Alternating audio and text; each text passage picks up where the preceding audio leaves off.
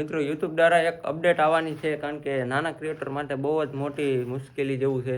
કારણ કે હવે 4000 કલાકનો વોચ ટાઈમ થતો હતો ત્યાં હવે ડબલ થઈ ગયો છે, કારણ કે 8000 થઈ ગયો છે.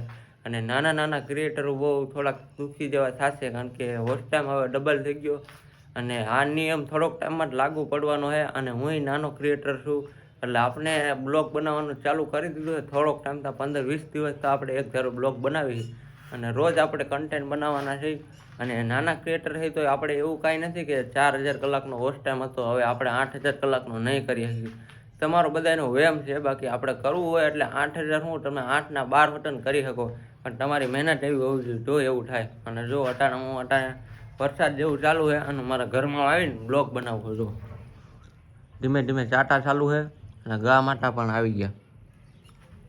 આ આપણું ઘર છે અને હમણાં જ બનાવેલું છે અને સ્લેબ કર્યો છે. જો યુટ્યુબ દ્વારાનું એક અપડેટ આવી હતી, મેં કીધું આપણે યુટ્યુબમાં એક વિડીયો બનાવી નાખીએ અને આપણે થોડુંક જાહેર કરી, કારણ કે અમુકને ખબર હશે, અમુકને નહીં ખબર હોય. આ નિયમ થોડોક ટાઈમમાં જ લાગુ પડવાનો છે.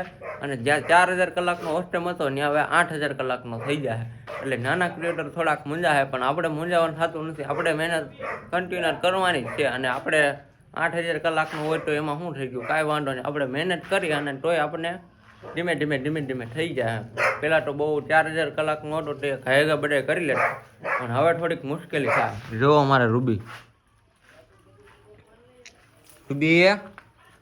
હાય કરી દે બધાને, કે કોઈ મૂંઝાતા નહીં. મોનેટાઈઝર થઈ જાય તમારી ચેનલ તોય તમ તારે, કારણ કે 8000 કલાકનો વોચ ટાઈમ કરી દો એટલે થઈ જાય.